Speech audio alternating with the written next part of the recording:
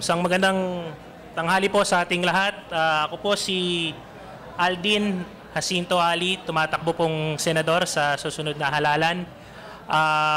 Simple lang po, I will probably not use up my 3 minutes. I am just here to champion the rights ng mga pamilyado. Kasi number one, ako po isang pamilyado, meron po akong 2 anak.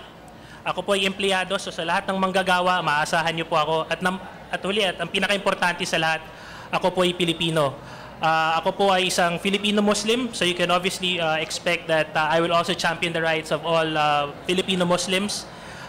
Naniniwala po ako na ang mga Muslim ay kabahagi ng nation building. Makikita natin po sila sa lahat ng bahagi ng ating bansa na dumaragdag sa ating paglago ng ating ekonomiya. So, yun po, ulit ako po si Aldin Jacinto Ali, kandidato para senador. Maraming salamat po at magandang tanghali.